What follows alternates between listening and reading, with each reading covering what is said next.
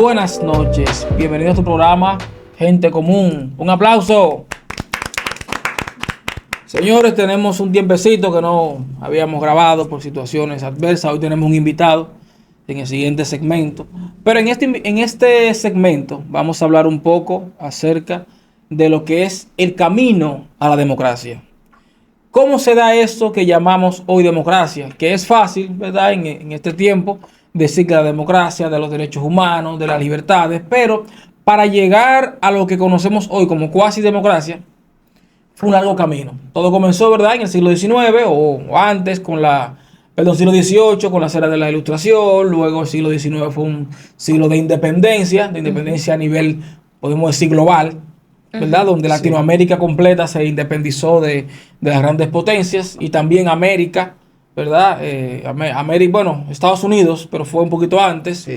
Y todo ese siglo del 1800 a principios de 1900, ¿verdad? Fue una época como para que las personas conozcamos lo que es tener un país propio, pero no para manejarlo. O sea, nosotros no sabíamos cómo se manejaba un país. Había muchísimas crisis, ¿sí? No, que al fin, que eso, una de las causas de eso fue que ellos se debilitaron a la hora de controlar a sus colonias. Es decir, dígase Francia, Inglaterra y España, aunque en este momento era el Reino de Castilla.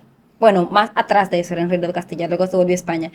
Ellos estaban en guerra entre ellos, entonces los de acá aprovecharon, porque recuerden de que aquí en toda Sudamérica éramos un montón de mestizos. Exactamente. Es decir, habían ideas de todos tipos. Estaban las personas que habían estudiado y todo eso y tenían ciertos ideales altos y decidieron independizar.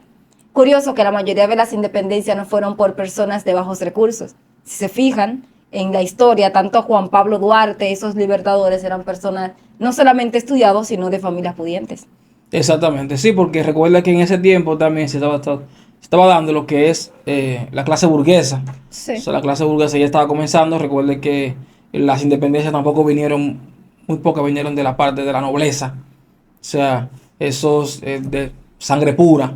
O sea, ya no vinieron de ahí, sino que más bien fue de la clase media, de esa clase emergente que comenzó, ¿verdad?, luego de la Revolución Industrial, que fue fue más... No, mentira. La Revolución Industrial fue más para atrás, la Revolución Francesa. Sí. Exactamente. Entonces, iba a decir que hubieron dos revoluciones industriales, pero no entré en el contexto. No entremos, exactamente. Okay. Hace un par de días estuve escuchando una pequeña tertulia. Bueno, alguien me contó de una tertulia de personas que no le gusta el término independencia para lo que ocurrió aquí en República Dominicana, sino que le gusta más el término de separación. Separación. Aunque son sinónimos, de alguna manera la palabra independencia tiene como cierto poder. Es como si fue, es como algo trabajado, como algo que se logró con lucha y fuerza. Sin embargo, separación es algo más pacífico, es algo como de contrato. Y tiene sentido en realidad, porque fue más o menos un contrato. Sí, pero luego para mantener ese contrato hubo que pelear mucho. Sí.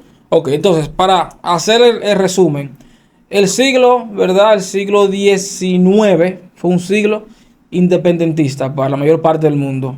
Los países que conocemos hoy fueron la mayoría en el siglo XIX, a excepción de parte de Europa, que ya es otro... Europa, parte de África y Asia, que son otro tipo de cosas. Pero para América Latina, el siglo XIX fue el siglo de la independencia. Ahora bien, cuando entra el siglo XX, ya pasamos, ¿verdad?, por la Revolución Francesa. Ya tenemos, los haitianos se independizaron, los dominicanos también. Viene, ¿verdad?, Bolívar ya acabó con todo. O sea, ya todo eso pasó. Ahora, en el siglo XX, podemos decir que fue el siglo del nacionalismo. Y de las guerras. Exacto. Cierto. ¿Por qué nacionalismo? Porque ya las personas, aparte de que ya tenían un territorio, pues se puede decir propio, que tenían ese sentimiento de pertenencia, donde decían, vamos a suponer, soy dominicano, pertenezco a República Dominicana, yo peleo por los intereses de los dominicanos, y no solamente aquí, sino que en gran parte del mundo se estaba fraguando ese sentimiento, más que todo en Europa, ¿sí? Sí, no, que durante el siglo XX hubo un salto gigantesco a la hora de los descubrimientos tecnológicos y científicos. Exactamente. Yo digo sí. que eso también le dio al ser humano cierta sensación de poder, de que se podía controlar su propio destino. Exactamente. Y entonces todo el mundo tenía como esa sensación y comenzaron a avanzar y la tecnología y la ciencia no avanzaron de la mano necesariamente con la ética. Y por Exactamente. eso se cometieron muchísimas tragedias y hubieron muchísimos crímenes de lesa humanidad por eso. Exacto. Y que también en esa época, recuerden que todo es para llegar a la democracia como la conocemos hoy. En el siglo XX, aparte de que fue un siglo de nacionalismo, fue un siglo de dictadura. En la mayor parte de los países de, África, América Latina, sacando a Canadá y Estados Unidos y otros países, y muchas partes también de Asia y Europa, habían dictaduras todavía. ¿Por qué?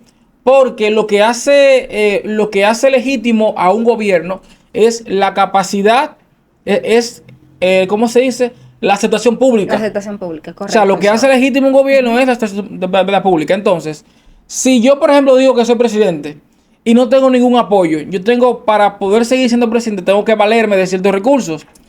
¿Cuáles son esos recursos? Bueno, la violencia. O en su defecto, la violencia o la democracia. a nivel militar. No, porque a nivel democrático, si hay ciertos grupos separatistas donde cada quien dice que es el jefe, va a haber un conflicto civil. Que fue lo que se dio en muchas ocasiones. En Venezuela se dio mucho eso. En Colombia se dio bastante eso, donde habían luchas de poderes, que unos centralistas, que otros eran federalistas, que uno que creían en Bolívar más para atrás, otro que era santanderista. O sea, esa división no daba paso a una legitimidad.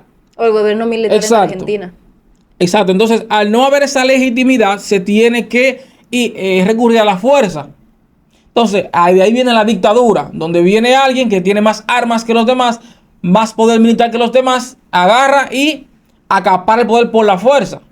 Y trae un orden también. Exactamente. No, claro que sí, trae cierto orden. Incluso las grandes dictaduras que hubieron, la mayoría, no por defender dictaduras, provocaron cierto orden. Que conste, cierto orden. ¿A qué porque costo? Queremos ver... ¿A qué costo? Sí, pero recuerda, como te digo, el contexto histórico en el que estábamos, en aquel entonces, era difícil. Por ejemplo, en Colombia, ¿sí? No, que se puede hacer una lectura más allá de eso. Es decir, en ese tiempo, digamos que la Iglesia Católica no era precisamente lo más popular que había. Totalmente de acuerdo. La creencia en lo divino. Como decía anteriormente, que me quería ir por esa línea de que el ser humano se había emancipado. Y se había emancipado incluso de creencias religiosas. Al ser humano hacerse su propio Dios y decir, ahora yo tengo el poder de dominar, el ser humano en sí no cambió. Cambiaron ciertos principios o se omitieron ciertos principios. Exacto. Ya no estaba la iglesia para detener el avance. Si la iglesia no detiene el avance, tampoco, o sea, la iglesia de alguna manera detenía el avance tecnológico, eso es cierto, pero también detenía, de alguna manera, mitigaba el avance de la ambición por el la poder. codicia, el Exacto. poder. El ser humano ya se hizo su propio Dios, ya no está la iglesia, ya yo puedo hacer lo que yo quiera. ¿Qué hizo Alemania? Bueno, yo puedo hacer, podemos unificar, ¿no? Que ellos querían unificar y querían apropiarse de todos sus vecinos. No, pero recuerda que anteriormente Alemania eran tribus hermanas. Creo que eran, correcto. luego fueron provincias o estados alemanes, que fueron como 37. Entonces luego vino Otto von Bismarck y provocó una guerra con Francia para unir a Alemania, y al final la unió y derrotó a los franceses. Pero al final de cuentas... es un poco más de lo mismo. La ambición del ser humano continuaba, era lo mismo. O sea, y no es para defender la Edad Media, porque naturalmente en la Edad Media, como quiera, continuaba de alguna manera esa ambición. O sea, durante la Edad Media, la iglesia es cierto de que por la fuerza tomó muchos lugares, claro, y se hizo con el control de toda Europa. Pero la iglesia católica no tenía algo que tenían los de la nueva revolución después del descubrimiento de muchísimas cosas, y eran las armas de destrucción masiva. Exacto. Entonces, esas armas fueron la que le dieron a las personas la convicción de que podían hacerse con todo. Exactamente. Entonces, siguiendo el mismo tenor tuyo, por ejemplo, en 1908, ¿verdad? Surge en Venezuela, surge en Venezuela Juan Vicente Gómez, un dictador.